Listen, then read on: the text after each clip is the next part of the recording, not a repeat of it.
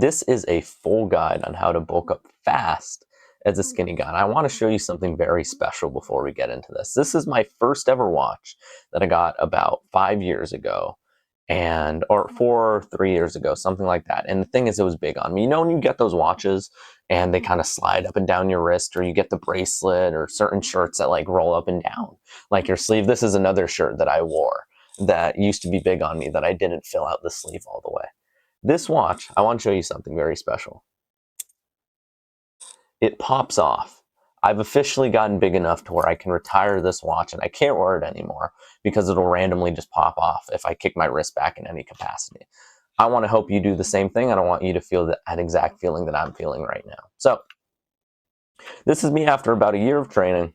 I always wanted to bulk. I always wanted to get bigger. I started off at around 90 pounds. I was never able to eat more, really gain weight. And it just wasn't something that felt like it was possible for me. You know, I was doing all this training and I was training every day, just doing the basics like push-ups, pull-ups, stuff like that. Some like body weight squats. I was getting into volleyball at this time and I was never able to get big. I always wanted to build muscle. I always wanted to get size. I always wanted to be strong and like imposing on people. And I just wasn't able to do that. Girls didn't really like me. Guys would kind of push me around, and it just wasn't a fun experience living like this. Next, around year 2, I actually did gain a little bit of weight. This is probably just like training gains and all these things because your hormones change and you just gain more water weight because the muscles are more active, the tissue's more active, whatever. Around year 2, I was around 100, maybe 110 pounds. Still, I gained a decent amount of weight, but nothing really necessarily notable. And the thing is, this is when you make the majority of your gain. So what will happen is when you start off, people will tend to, around year 1, year 2, they'll gain anywhere from like 15 to 30 pounds, depending on how like muscular they are when they start. And then they kind of taper off. Me, I made the majority of my gains in the final 3 years of my training. So this is me now, around 145, 150 pounds. I'm on my first ever cut in this picture. My peak weight was 153 pounds. And it's mostly muscle. I probably got leaner because now you can see my abs. A lot of skinny guys can see their abs even though they don't have a ton of muscle. I'm probably leaner. You can see a little bit more bicep definition, a little bit more ab definition. So I did this the right way, gained a ton of weight, ton of muscle, didn't necessarily gain much fat. So I'm going to be showing you the right way to bulk as a skinny guy. Just as another example, my friend who bulked with me, he was skinny fat when he started. He's just regular fat now, but he gained like 100 pounds in these pictures and he put on a ton of muscle. Like this is the strongest person that I know. He's in this picture. He's like, I don't know, 6'3", like 230 pounds. And here he started out like 5'4", 140, 150. He started here about my size now. And his forearm looks pretty big just because he was pumped and he was probably like gooning or something on the way. So in this video, we're going to be going over the key 3 things. We're going to be going over diet, we're going to be going over training, and we're going to be going over recovery and sleep, and then how you can maximize your progress even further, how to get even more results, which is obviously what it is that we want. So first thing. So here, my main realization. Lean bulking is actually bad advice for us, and I'll show you why. You always hear online people talking about, oh, lean bulk, 100 to 400 calorie surplus, gain a little bit of weight per week. Like you only need a 100 to 300 calorie surplus. Like that's how you gain weight, whatever. I'm going to be explaining this to you a little bit different, well, a lot different than most people do, and why this advice of like the 100 to 300 increase is bad advice for us skinny guys specifically. So let's say you need 1,700 calories a week. So this is over the course of 7 days to maintain your weight. Over the course of about 7 days, that averages out to around 2,400 calories. A lean bulk, where it's usually like 200 to 400, we'll say 200 to 500 calories per day. So you multiply that by 7. It doesn't really matter. If you were to go into this surplus, let's put it right in the middle. Let's say you're at 300, so in between 100 and 500 or 200, whatever I said, it doesn't really matter. This is like just a general advice. Let's say the middle of that is 300. So you would have 300 per day. It would be like fucking an extra 300 per day. You would have a added 2,700, which would average out to around 19,100 calories per day for the week. Cool. 300 calorie difference for the day. Obviously, this makes sense. You're eating another 1,100 calories. You'll maybe gain like quarter of a pound, half a pound per week doing this strategy. A pound is usually like, I think it's 3,500 or it's 3,100 calories, one of these. So if you want to gain a pound, eat this many calories per week. The general advice is gain like quarter of a pound, half a pound per week, and then you're good. So this is what this would get you. The thing is, what typically happens, most people don't eat at their maintenance every day. When you look at maintenance, you eat an average. Nobody on planet Earth, unless they have their meals like structured consistently to the gram every single day, eats exactly 2,400 calories a day to maintain.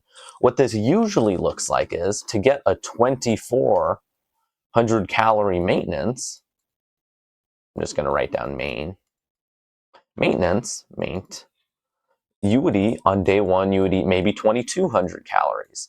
Then day two, you would eat maybe 2,000 calories. So you're still way lower than here for 2 days in a row. Day three, you eat 2,600. Oh, so now you're up. You're plus 200. So you minus 200 here, minus 400 here, but now you're up 200. So now you're only down like 400. You don't need to pay attention to the math. We're just mathing. Now you're back at maintenance. Now you do another day and maybe you go back up and you have like a 2,700 day. It doesn't matter. I'm not going to write on all of them. This isn't eating 2,400 a day. And the thing is, when you lean bulk, when you set the goal of eating this like super special 2,700, and again, just as an example, like 300 calorie surplus, 300, and they'll always be official with you, right? They'll do kcal per day. Make sure you eat extra protein because it's good for you and your muscles, even though protein's more satiating and you won't be able to eat that much, because the main issue is your appetite. The main issue is you physically cannot eat enough. So what do you do instead? You are technically lean bulking using the strategy I'm about to give you. Or you are technically like lean bulking if your goal is to eat 1,700 and then maybe you add like another 200 to this day or like 100 this day, but that never happens. That's not realistic. All you need to do is don't worry about calories. Don't worry about the food that you're eating. Don't worry about whatever. I'm going to give you like a ton of like autistic detail and a little bit about what to eat and how to eat and all that type of stuff, but don't even worry about any of this stuff when it comes to like the words lean bulking. I want you to erase that from your mind. I want you to look at just every few weeks, so every 1 to 3 weeks, you should be about 2 to 3 pounds heavier. We can even say by the end of a month, you should be, so 4 weeks, you should be, we can up this like 2 to 4 pounds heavier on your average. So step number 1 for this is just weigh yourself every day. Step 1, weigh yourself every day, eat lots. Obviously, you already know that. I'm not giving you anything new. Step 1, weigh plus eat. Weigh plus eat, right? When you set the standard of literally just eating more, now I'm going to teach you how to eat more, you realize that when you realize like specific days are inconsistent, let's say you do track your calories, for example. Let's say we were in like a hypothetical sense. What you start to realize is that if your maintenance is 2,400 and you simply just need to get above your daily maintenance, so this is per day, over the course of 7 weeks, we can multiply this by 24. I'm going to erase this just so it looks better. 24, once we multiply this by 7, we get our 1,700 for the week, 1,700. Once you realize that you just need more than 1,700 calories in a week to gain weight, it becomes easy. So what might happen when you set the intention of eating more and simply just like doing this dirty bulk? So people kind of call it dirty bulking, where you eat more so unhealthy. You're not lean bulking. You're not eating clean food and just eating slightly more. You're going to be able to eat a little bit more quote unquote fun. And I'll explain later why that's not going to be fun for you. But what may happen is you'll eat 3,000 calories on day 1 because you're not limiting yourself to this like 2,700 calorie nonsense, right? What a lot of people do is they'll get to 2,700, then they'll be like, oh, I don't want to gain too much weight, even though it's impossible for you to gain weight regardless. We're not even going to focus on that. Maybe day one, you eat 3,000. Then day two, because we know it's inconsistent, you might only eat 2,300 calories. You might be thinking, oh man, that's bad. I'm below my maintenance. This is down, right?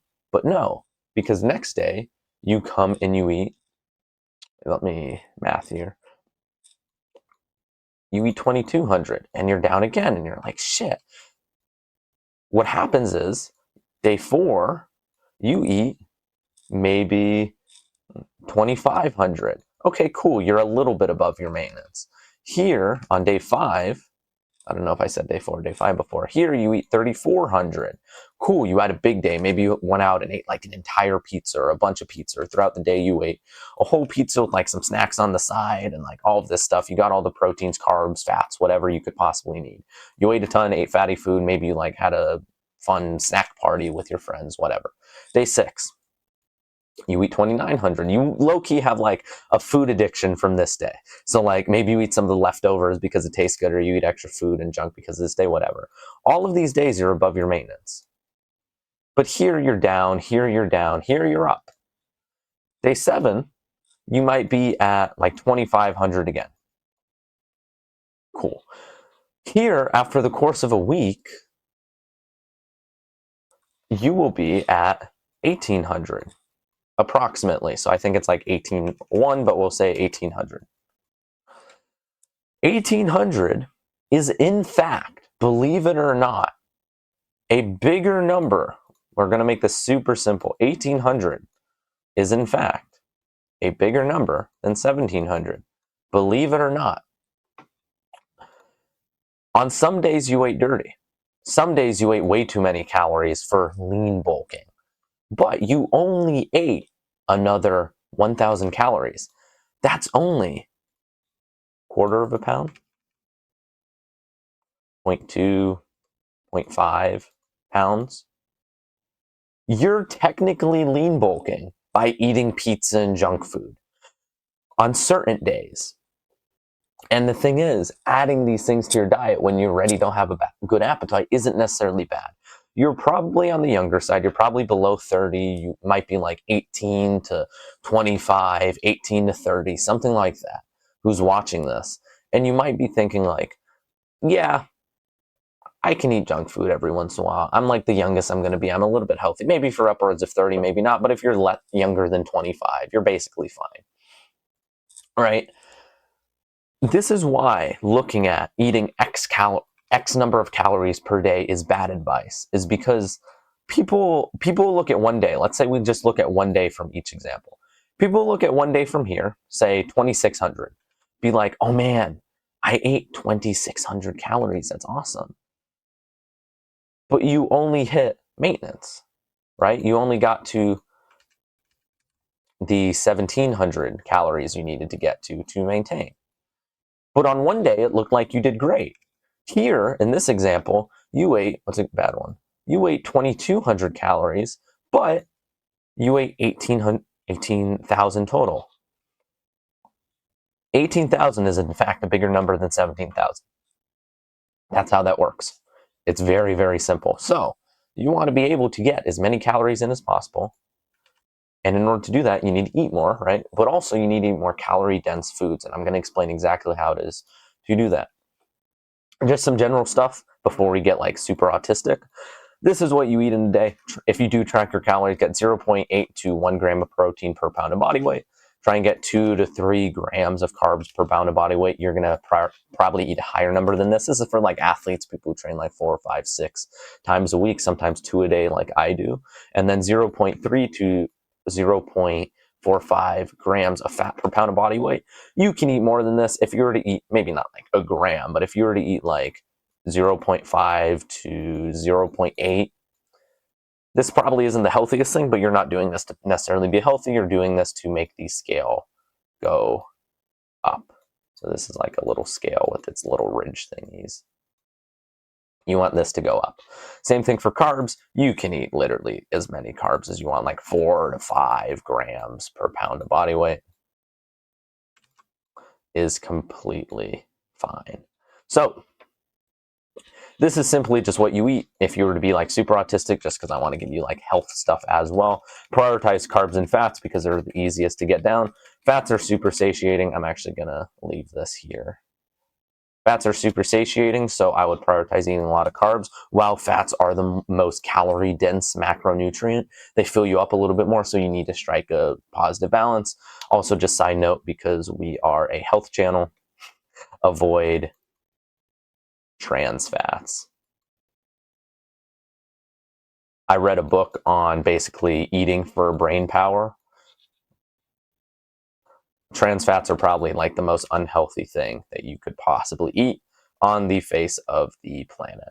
And upwards of like a gram of it, I think, every 3 days is enough to like make your brain perform like 5, 10, 20% worse. So avoid trans fats. If any type of food you eat says trans fat on it, if it has trans, fucking trannies, bro, then avoid it at all costs. Next, foods that really help me. Things that you can eat that are super easy to get down, that are good on calories, are relatively healthy, and you can just eat a ton of it. Rice is good, white or brown. It doesn't really matter. I can eat literally like 800 grams of rice. That's not that much food. It does feel like a lot when you're eating it, but what you can do is you can mix things in. Rice by itself isn't a great option, but the power of rice is you can mix things in. So you can take literally any of these things, maybe not like Oreos or like granola or nuts would be kind of weird, but any of these things, maybe not milk also, and mix them into rice. Any type of food, you can mix vegetables, you can mix certain oils. Like I forgot to put it on here, but olive oil is good because again, it's literally just like a drop in that's like 100 calories. It's just free. And also it's very good for you. Rice, white or brown, fatty meats, steak, ribeyes. Pork isn't great for you, but it is pretty calorie dense. You can get some good kinds of pork. Fish is very good for you. It's not necessarily the most calorie dense thing. So if your goal is purely bulking and not health, then maybe avoid this. If you can get it down and get enough down and you can afford it and all those things, then that's fine. Granola, I'm on my cut and I didn't realize how much calories granola is. Literally like this much granola is 120 calories of the kind that I have. If you just eat it like cereal, eat a bowl of cereal, but like with granola, depending on the brand, that can be like 1,000 calories and it's delicious. You get a tons of carbs from it. You get a ton of proteins. It's not super high in fat. It is absolutely delicious. Another base that you can use, so I call rice and other things that you use kind of is just as something you mix in with. Another one you can use is Greek yogurt. You can get flavored. I personally mix honey with it, fruits in it, and I'll do like granola and nuts just to add calories. Again, Greek yogurt, not that much. It can be like this much food, and yeah, it's kind of gross like towards the end of it after you mix everything in and whatever. Just eat less. But mixing that in with a bunch of high calorie dense stuff, so like granola, nuts, fatty meat are really like your killers, and mixing it with rice or Greek yogurt is the most essential thing, just as like your base in order to stomach it down. Nuts, I believe almonds are one of the most calorie dense nuts. I could be wrong on that. It may be peanuts. It also might be pecans. It also might be cashews. I don't remember. Just look it up. What's the most calorie dense nut? Literally just pick a nut that you like the most. Don't be worried about it because I'm saying nut a lot. Literally just pick the nut you like the most and then stick with it. Oreos, yes, I'm a fitness coach telling you to eat Oreos. Don't be unhealthy with it. Don't eat a pack a day. But I mean, eating like certain candies that you like or certain treats, literally like a serving size a day, 2 serving size a day, whatever. It's not anything super crazy. I personally have been eating that stuff recently and my skin and my body just feels a lot better. So if you can avoid this, I would. I personally am able to bulk mostly clean now. I don't have to eat like junk food necessarily just because I've expanded my stomach to the point to where I'm able to just eat absolutely everything. I can eat like 3, 4K calories a day, no problem. And it's just easy for me because of all the strategies that I implement. And also the fact that I've been doing this for a while, my stomach's big enough to where I'm able to handle it. Next, peanut butter, obviously, easy to put on things, easy to mix in things. Super simple, high calorie dense.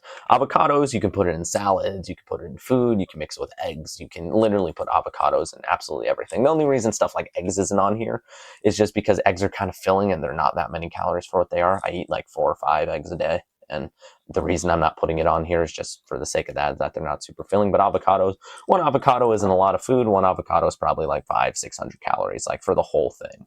So maybe I could be wrong on that, actually. I may be wrong. No, I'm pretty sure I'm right on that here. We'll look it up together.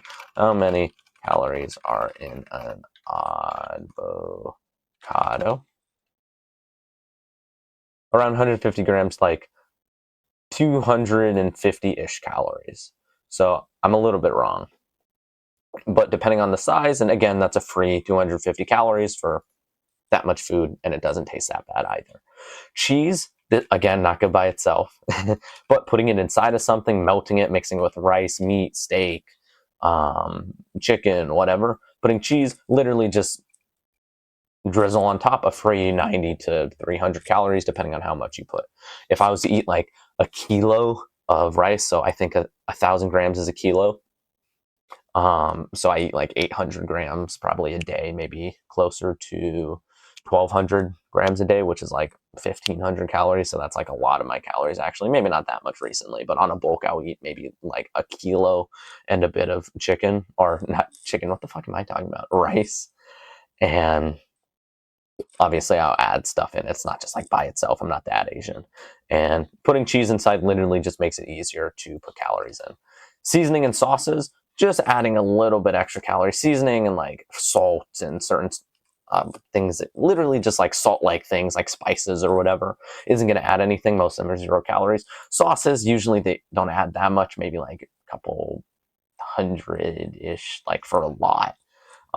Just a little bit hot sauce, things like this. Hot sauce actually makes your ghrelin go down. Ghrelin's basically the hormone that makes you hungry. So don't use hot sauce if you struggle eating already, but hot sauce can make it taste better or make it more interesting to eat. So it depends on the type of person that you are and who you are.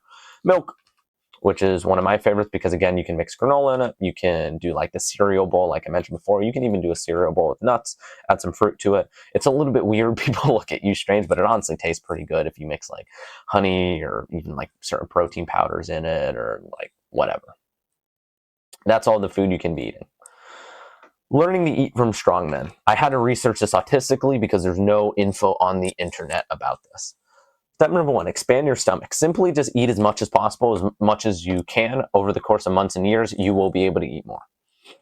Drink tons of water to avoid huge crashes mentally. So for example, you can either eat a giant meal and you can, like, let's say it's rice and chicken and maybe you have like some fruit or veggies on the side, like healthy meal, and then like you have your Oreo combo on the side, like 6 Oreos with a glass of milk. Sure. And then this equals like maybe 1,000 calories. 1 to 1,200, let's say. Sure, something like that. A lot of people would eat this, probably be full. If you can, try and fill like, so if we think about this is going to be an interesting example. I just thought of this. If we think about a container and you fill it with rocks, the rocks might stack on each other and they might hit each other in certain spots, but you'll kind of have all of these gaps. You'll have these gaps inside. I don't know how this happens, but basically there'll be like these small pockets in between where you can fit more space. So maybe you'll have a rock here, there's all this free space. You have a rock here, there's all this free space, there's space, whatever, it doesn't matter. If you were to put sand inside of here, you would actually fill up a lot of these spaces. Maybe not all of it, but you would fill up a lot of these spaces. Eating a big meal, this is going to be hellish and your stomach's going to hurt, but this is what you have to do for results. And I'm telling you what you have to do from results from years of experience. This is what you have to do. Drinking water, it can literally be as little as like 4 to 16 ounces, just like as an approximation, is going to fill up these cracks and kind of like pile on top. So it's going to be uncomfortable, it's going to hurt, but trying to just make yourself as full as possible. In water, it's a lot more controlled. So if you were to be like, if you had to eat nuts, the act of chewing is going to just make you want to throw up, because what happens is your body releases hormones and it's like, oh yeah, we're full, we don't want to eat anymore, we're going to have like this huge insulin spike. Like us in the cave, we're going to be more susceptible to being attacked. Being this hungry or being this full isn't good. We should like share it with the rest of the tribe, whatever. These are all the hormones. When you fill it with water, or let's do the first example, if you were to eat something, it would spike up even more and it'd be like, oh shit, like, oh, we're gonna die. If we were to,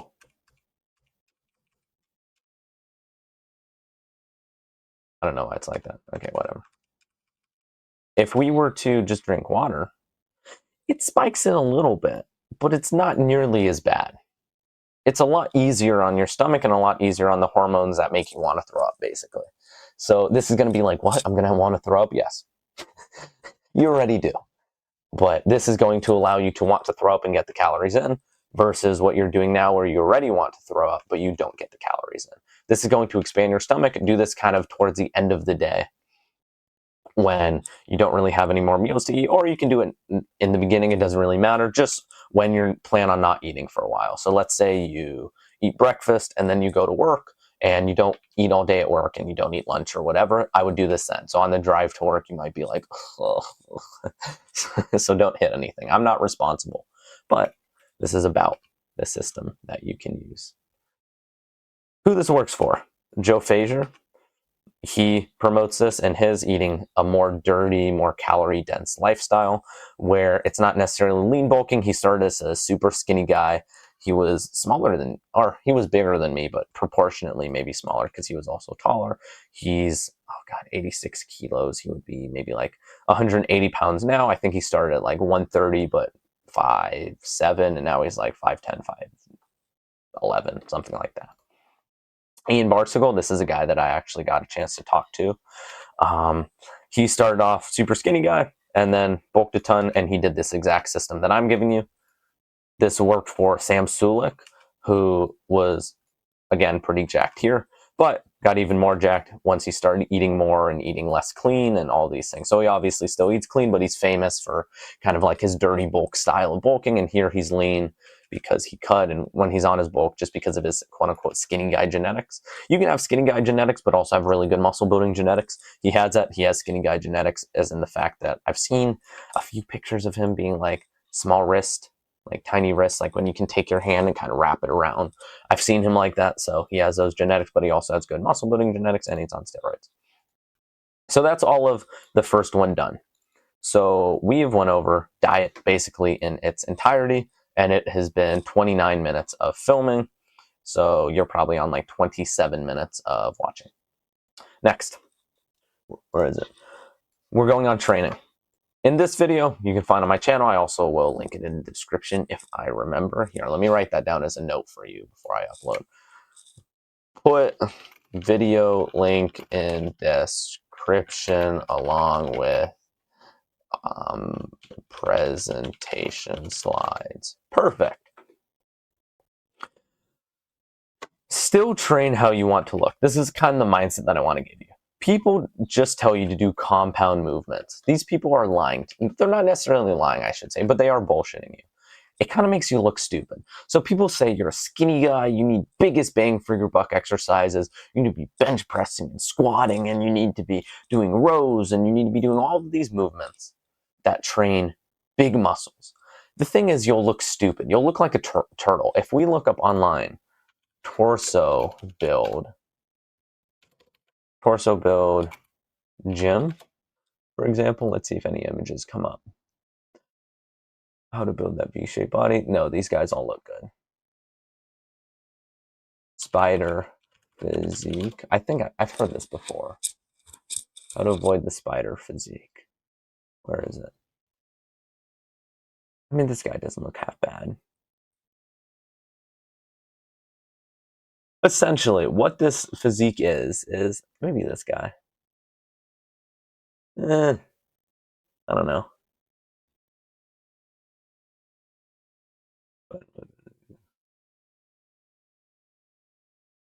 Yeah, I can't find one necessarily for you. essentially what this physique is you have a big chest, you have big back, you have like chunky abs and big upper back and maybe big necks, but your arms are small and your forearms are small. Like, I mean, I'm not like trying to brag, but look at these pythons. Anyways, your shoulders are small.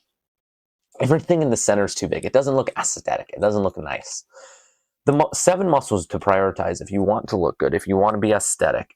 Once you start to build muscle, it's going to take time, obviously, but all good things do. You weren't clicking on this video to not take time. You're clicking on this video for a full guide on how to bulk up fast as a skinny guy.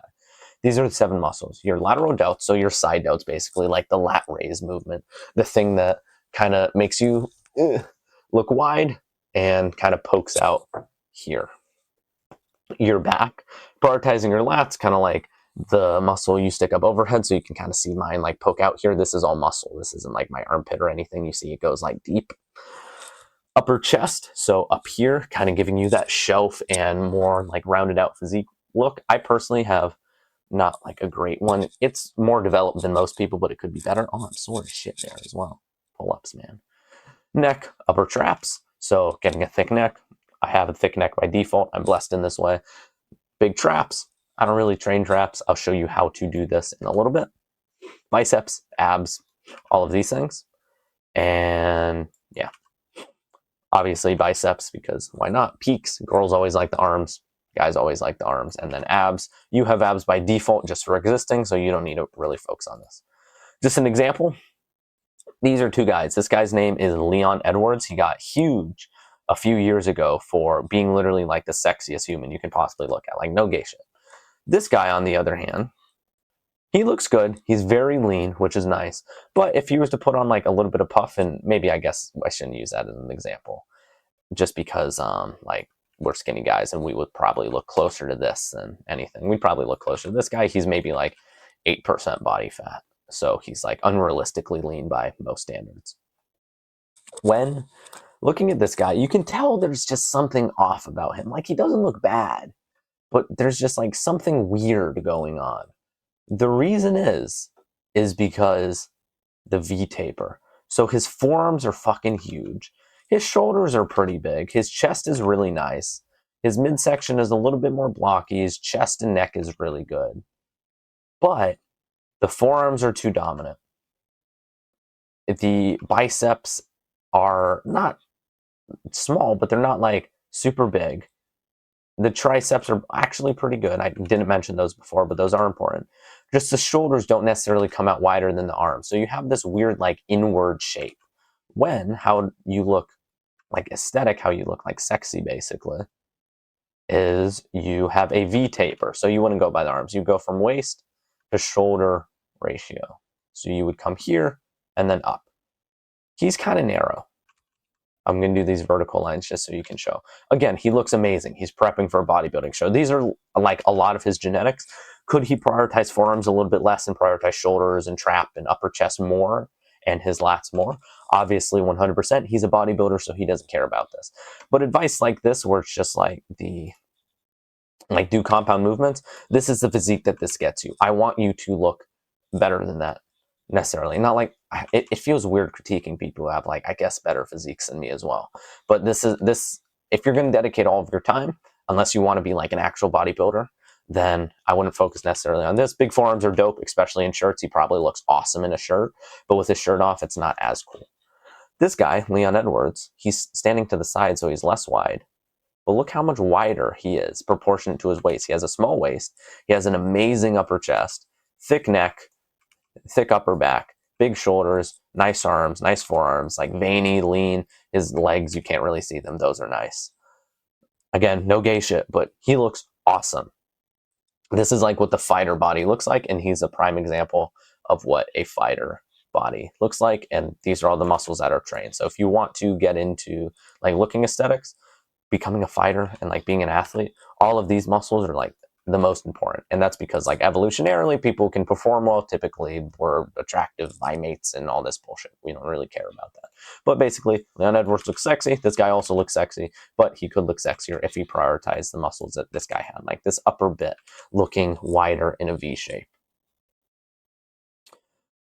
We also want to be strong. So I'm going to be telling you a story. I had this girlfriend for about a year and a half. So sweet girl, regular size. This is going to be important for later. Regular size, like honestly pretty fit, like nice butt.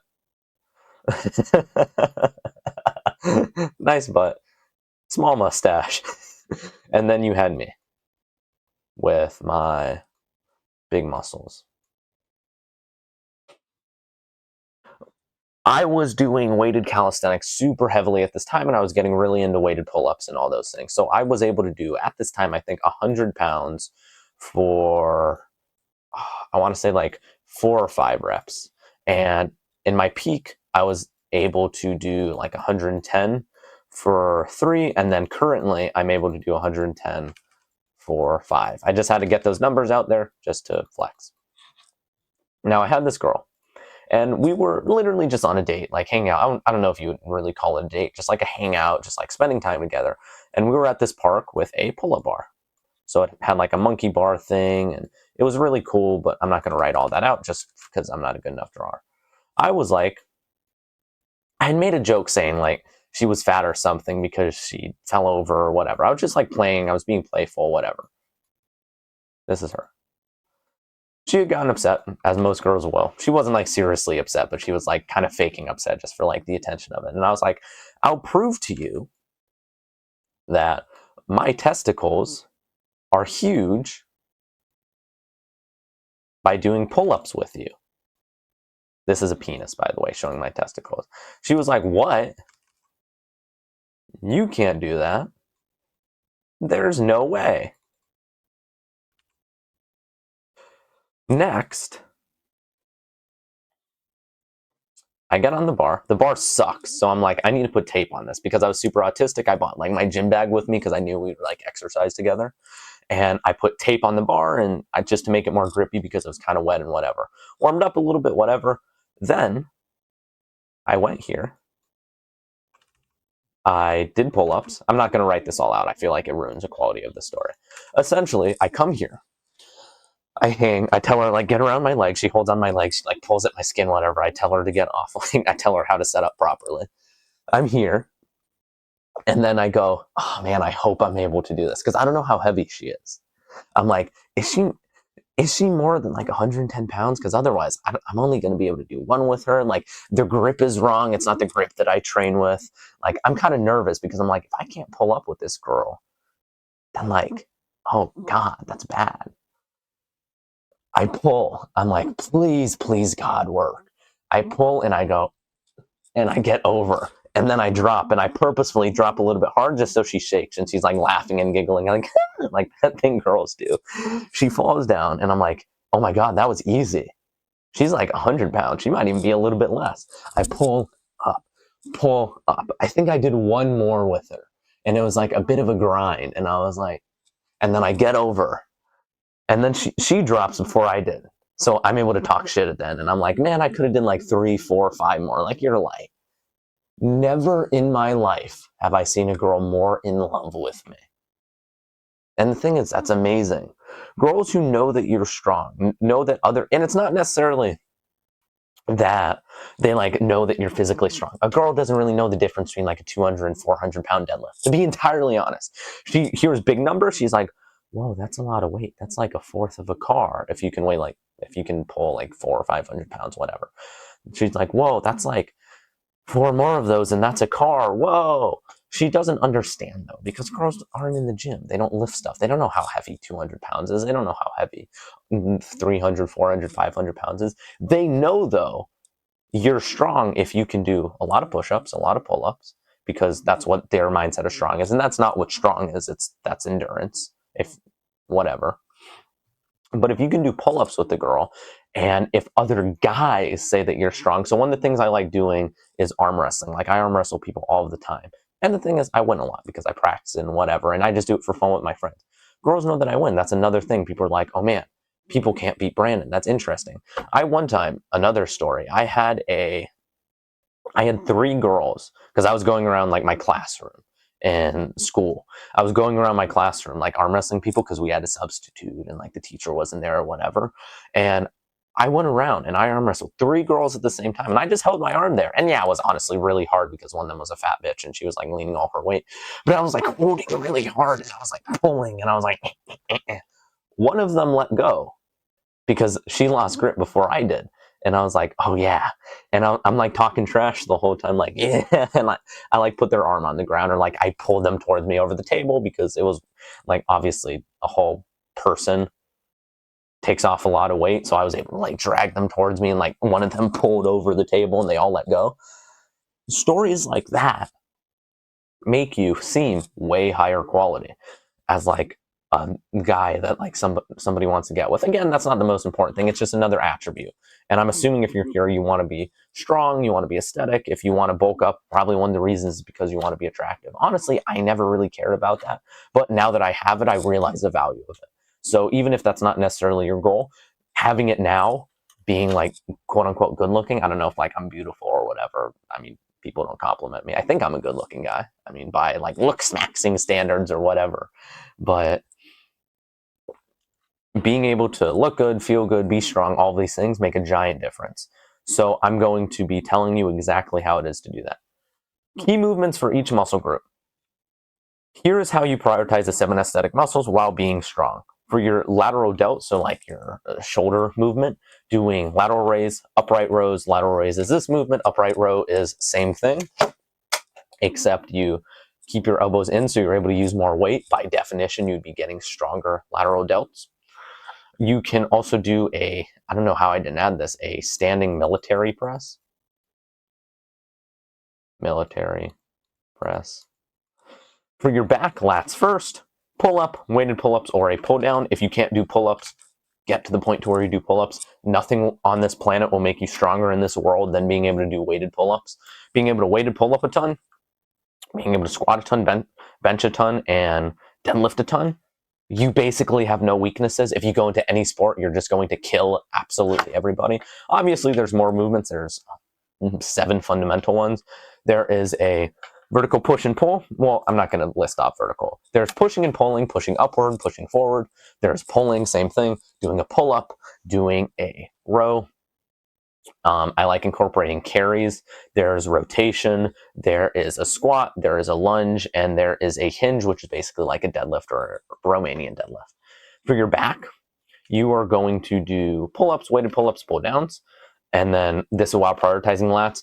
For your back as well, you can do standing rows, like barbell type of like, or dumbbell, or non like chest supported for your back, because again, you're trying to get stronger. If you're deadlifting on the same day, then yeah, you can support a back. Or if you're doing a ton of lower back work and hamstring work and all that type of stuff, then obviously experiment. Don't be a retard and just listen to exactly what I'm saying here. There's nuance.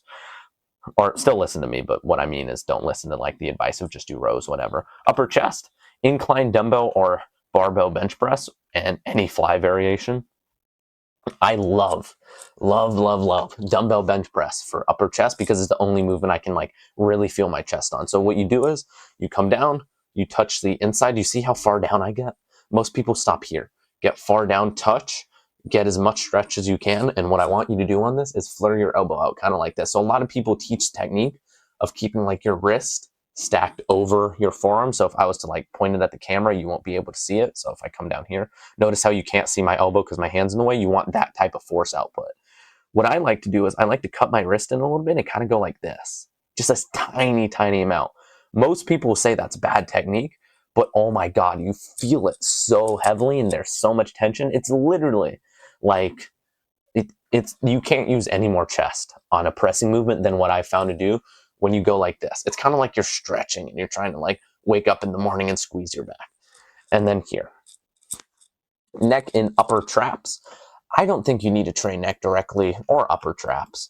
What I like to do is carries, which work your traps a ton. So literally just farmer walks, because again, this is going to work on core stability and it's going to make you more aesthetic and athletic and all these things. And it's going to work on your forearms. Like I hardly train forearms. I train cupping sometimes, like flexion, just for the sake of arm wrestling, but I don't train anything. And like, they're like pretty big body part on me, I'd say. They're not like a weak point or anything. And all that I do is carries.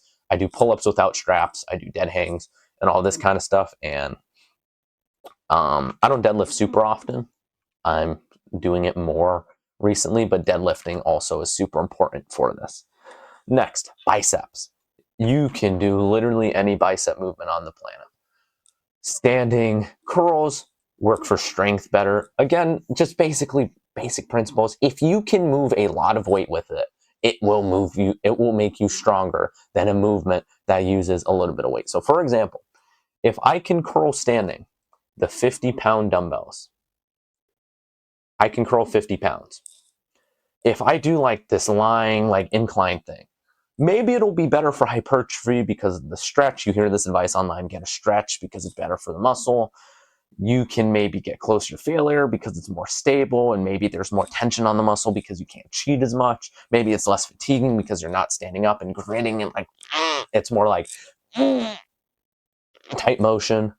But the thing is, it won't make you as strong because it's physically impossible, anatomically impossible to move the same amount of weight in this position than it is in this position, right? Because leverage-wise, this is just better.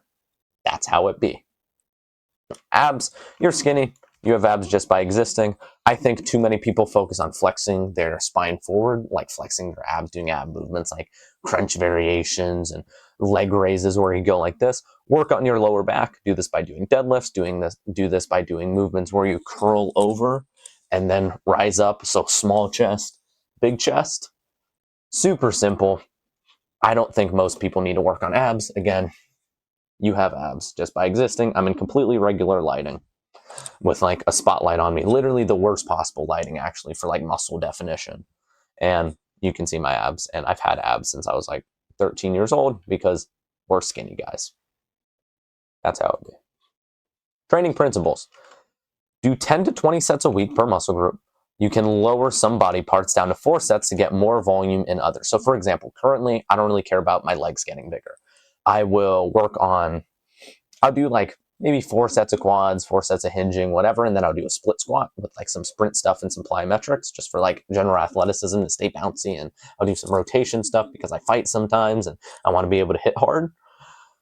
But my actual squat volume is very low. My actual deadlift and hinge volume is very low. And the reason for that is because it's not a priority. I'm just trying to maintain the muscle that I have. But for example, my bicep volume and my back volume is 20 plus sets a week. And the thing is, you have to work up to that. I'm able to do infinite pull-ups and basically not get sore, maybe a little bit for like a day or two, but really not that much after doing like a 20-30 set workout to failure on most sets because of the fact that I just do it all the time. So movements that you're super familiar with, for me, it's pull-ups. I've been doing pull-ups basically 2 to 3 times a week, every week for 2 years almost. So I'm able to do that just because I love the movement. So it's very specific, but generally, if you want a muscle to grow, do more volume and train hard at it. You can do this by lowering the volume of other muscles, and you can do this by prioritizing it in your routine. So for example, if you're like, I have tiny shoulders and a big chest, you would put your shoulders before your chest if you wanted to balance that out or get a bigger thing. You wouldn't do chest first and then shoulders after because you're going to be more tired from training chest. Next, do compounds before isolations. I know I just talked about like, oh, don't focus on compound movements, whatever. Focus on compound movements because you want to get strong. Just do the movements that tie in with the aesthetic muscles. You're going to do this unless it's shoulders. So you can start your workout off with lateral raises, which is completely fine. But otherwise, I would say start with a compound movement. So pull-ups before curls, bench press before chest flies, bench press before tricep pushdowns. I don't know what a piece of advice I heard from Mario Rios, who is a fitness coach online. He is this guy. I actually got the chance of working with him for a little bit. You're looking like most popular. He actually trained with Leon Edwards. That's where I got this piece of advice. But he's like a big like fitness influencer like a year ago, 2 years ago. And he's still fairly big, just he's gotten smaller because he's talking more about God and things, which absolute respect to him. But I forgot my point. Oopsie poopsie. Oh, he gave the standard of you need a 0.75 times body weight military press for, I think he said 5 to 8 reps before you're allowed to train lateral raises first. So for example, if you weigh, let's say you weigh 100 pounds, you would have to do, here, let's make this a little more realistic. Let's say you weigh like, I don't know, 140. Here, let's just say me. 150, I weigh about 150 multiplied by 0.75. I would have to do 112 pounds for 5 to 8 reps on military press, which I'm actually fairly confident I can do. I haven't like barbell overhead pressed in a while, but I know I can do that. I can do like 8 handstand push-ups in a row, which is my body weight for 8 reps, so who knows. Oh yeah, I can also do handstand push-ups and stuff. You got a good coach, bro. Next, if you want to get strong as shit and have infinite time, rest 5 minutes. More rest time equals you get stronger. That is it. Just because by each set, you're able to form at a higher standard. What happens is if you were to rest only a little bit of time, so let's say this is, let's do the 2 extremes. This is 60 seconds. This is 5 minutes is 300 seconds. So 5 minutes, 1 minute. If you were to rest 1 minute, your strength would go like this. You would go really strong in the beginning, harsh drop, do your set, harsh drop, do your set, harsh drop, and then you'd have to lower the weight, and then you're going to get around the same amount of reps, but the weight is way down. So what that would look like is something more like this. You're going to get significantly weaker over time is the point. When you do high rest times, you'll start off same spot, but the drop is less, and less, and then less, and then less. After the course of 5 sets, you're here. After the course of 2 sets, you're here. This is how you get stronger. High rest times. Biggest cheat code I can give you. If you just want hypertrophy results, again, more rest time is better for hypertrophy as well, but it depends on how much volume you're doing in the muscle group. You don't need as much time for rest as, you don't need as much time resting for a squat as you do a bicep curl, for example. So a bicep curl might be closer to 1 minute, a squat might be closer to 4 minutes. This is usually best for hypertrophy. Some studies say like 90 seconds, some say 2 minutes, or like 90 seconds, 120 seconds. I think it just depends on muscle, personally. I can train shoulders 1 minute on, 1 minute off, and be fine. If I was to do that with quads or hamstrings or anything else, I probably wouldn't get as good results because you would just be tired, depending on how big the movement is. Athletic tempo over bodybuilding tempo. Oh my God, this bothers me so much. I'm going to show you a short that I posted. I have a full discipline guide as my channel trailer, which is what this video is going to replace. Look, look, look. I did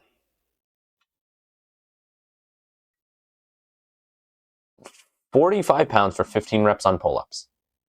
Look at the tempo that I'm using. I'll even show it. Here, let me look at the tempo that I'm using. I want to make this painstakingly obvious. Let me find another one. Here. Why is this a 2 years of muscle up video? I want to show this to you. Skip forward like 10 seconds until I find this. Look here. I'm dropping down as quick as I can, but I'm controlling it. 50 kilos for 110 pounds.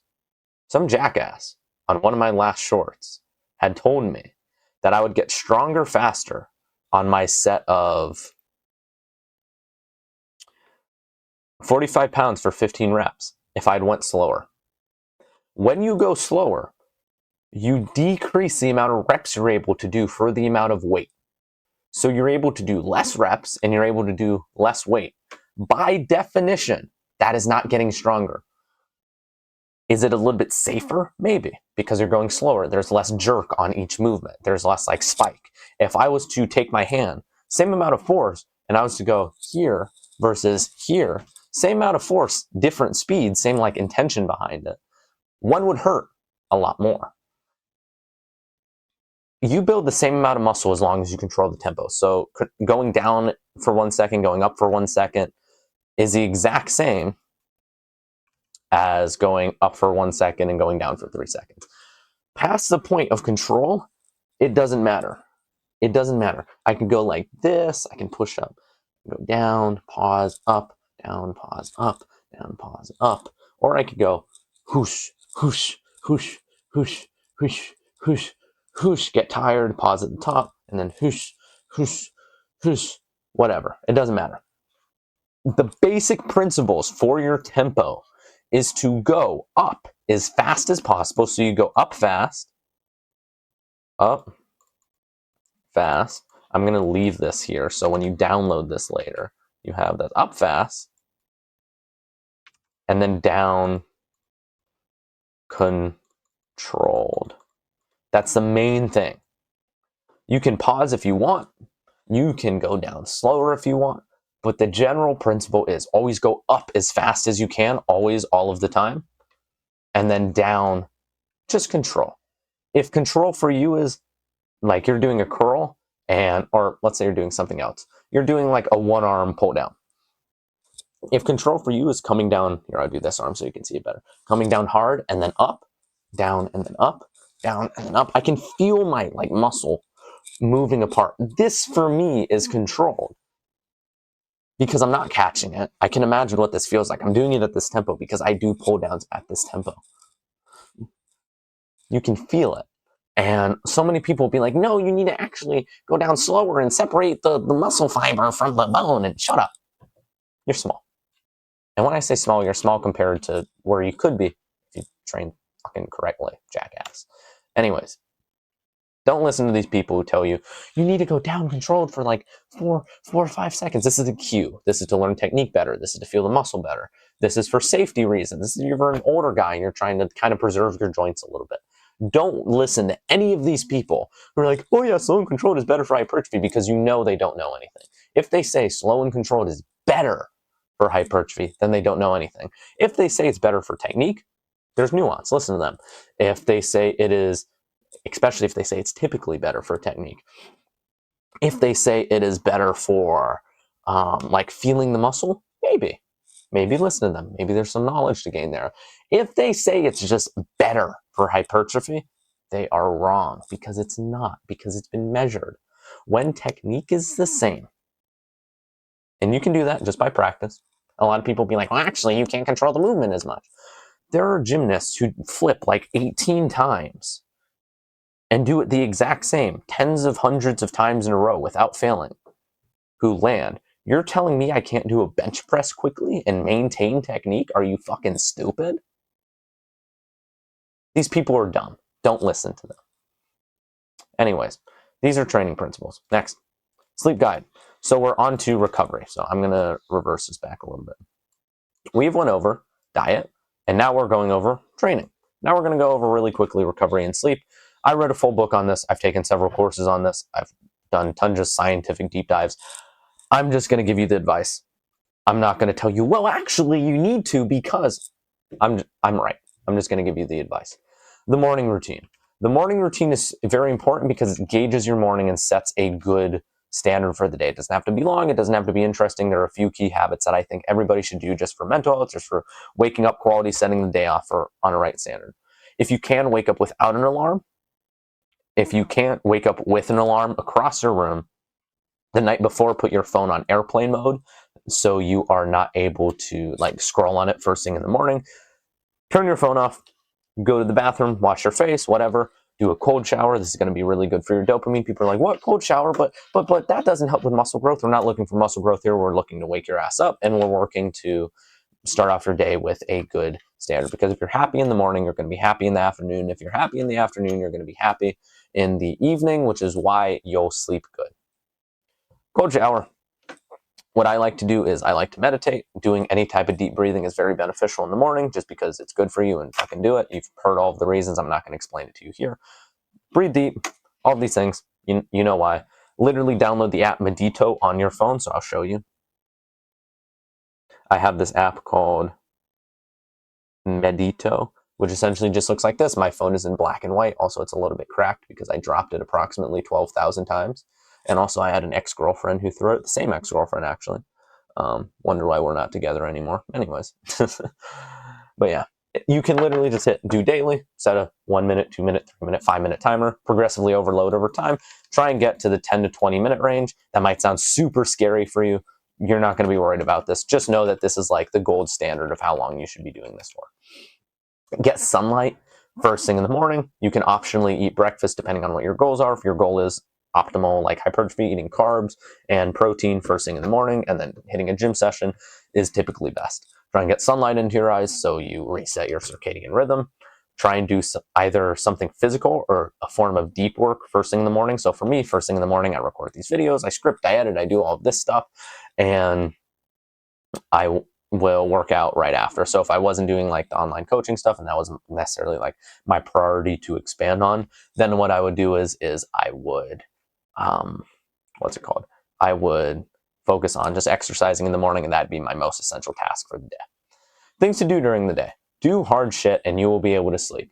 Do a ton of work hard, do deep work blocks, exercise 1-2 times a day. You can be doing cardio. Skinny guys, it's actually good to be doing cardio because of the fact that it makes you more hungry. So let's say you do a full hour-long cardio session and it burns 200 calories. You'll be hungry enough to eat 500-600 calories. Whoa, that's nice. People who say don't do cardio are coping. Everybody should be doing some form of zone 2 cardio, which is essentially just like steady state. Like you can have a conversation during it. So if I was walking on a treadmill right now and I was still able to record this, then I would be doing the right type of cardio. Nighttime routine. Around 1 to 2 hours before, start dimming the lights. Try and keep everything as relaxing as possible. Dim the lights, stay away from screens. You can still be on screens, but you should have the blue light filter off, or you should have the blue light filter on around an hour or two before. So basically your screen should be completely yellow.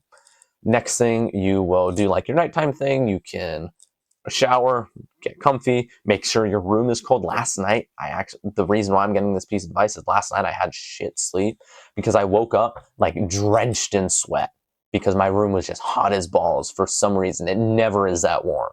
Last night was like the first night in maybe months that's happened to that extent. Instantly, I like turned the fan on and I was just like rotating so I could like get all the sweat off my back and have the fan hit it. It was horrible. Being relaxed, being cozy, doing things throughout the day, becoming tired, and falling asleep at the same time every day. So another thing, you want to fall asleep and go to bed, or you want to wake up and go to sleep same time every day within a 15-minute block. This is just what works best. This is what's going to make you feel the healthiest and feel the best. All your good hormones like testosterone and growth hormone and protein synthesis and testosterone, growth hormone, all of the things that help you build muscle, protein synthesis, all that bullshit helps you with like building muscle. Sleep amount, sleep in 90-minute blocks. So for example, you should sleep in between 7.5 and 9 hours. I think it would be hour and a half, 3 hours, 6 hours. Yeah, you should be sleeping 6 hours, 7.5 hours, or 9 hours. The 8-hour advice is wrong, which is what everybody tells you. The 8-hour advice is wrong. Just focus on falling asleep at a reasonable time, getting into bed maybe half an hour before, maybe like starting this whole routine maybe half an hour before, jumping into bed, falling asleep, closing your eyes. Try not to think about anything too stressful, and then you will be completely fine. That's how much you sleep. Next, eating before bed. Having casein protein, which is essentially just a certain type of protein, typing in casein, and essentially just slower digesting. So having this in like a shake of water, for example, like a small thing, literally just taking a scoop, putting it in a coffee cup, putting a little bit of water in the bottom, kind of like getting all the weird powdery stuff in your mouth is going to allow you to just have like better protein synthesis. This is like a 5% increase. I just want to give you all like the autistic information. This is going to make barely any difference, but it does make a difference in muscle growth. Eat 1 to 2 hours before bed. Casein, you can do a little bit sooner. It doesn't really matter. Just a little bit of a bonus. Some supplements that I take are zinc and magnesium glycinate. I think that's the type of magnesium that I take. Magnesium just helps with sleep. It's good for you. Helps with like bone and tendon recovery. Essentially, I have like bad elbows and bad wrists and bad knees from all like the high intensity sports stuff that I do. Just taking a small supplement to help with that. honestly, I've noticed a pretty big difference in how my joints feel, to be entirely honest, after like a couple of months of taking it. So yeah, I would heavily recommend that. Those supplements, zinc, just good for your general health, helps like with certain hormone production. It's a precursor like testosterone, GHC, all that bullshit. And preferably drink no water 1 to 2 hours before bed, but you can like have sips. So I wouldn't like take a bottle and like chug it like you're a African kid trying to drown yourself. But drinking before is fine. Just the only reason you do this is because you don't want to pee. Go to the bathroom before bed as well. So if I can give you a 6-1, go, shit, and then I don't know how to make an and symbol. How do you make an and symbol? I want to make an and symbol. How do you make an and symbol? It's like a weird 8. And pee. Perfect. That is everything on sleep. So if we come here, maximizing recovery and sleep. This is essentially all you need. When people talk about recovery, they talk about like, oh, cold plunge, cold plunge. Cold plunge makes your recovery better, yes, but it makes your adaptation worse. So what that means is you train very hard. You were supposed to gain 10 grams of muscle from that training session. If you were to do a cold plunge and ice and all those things, you'll recover faster, yeah. But you'll instead gain 2 grams. It reduces like 80%, I think, the amount of gains you make depending on the temperature of the water, because it just slows down all the processes. It's not good. Don't do it. Don't do the cold plunge bullshit. Don't do the icing bullshit. Just train, sleep, recover, nap, eat well, work hard, live like a human, dopamine detox, all those things. Right. So 4, maximizing results further. If you want my help, you can fill out an application, linked in the description, or DM me on Instagram saying bulk. Otherwise, follow me on both my accounts for free for content like this. Thank you for watching. I actually really do appreciate it. This has been about 1 hour and 7 minutes of recording. I really hope this gave you some element of value. I really hope that this helped you in your life in some way, shape, or form. I hope this helps you make awesome results. And if it does, then please, by all means, follow me on Instagram, subscribe, and DM me the word bulk, and we can see if we are a good fit to work together. Otherwise, my name has been Brandon. Keep doing the best of doing your best. Trust God.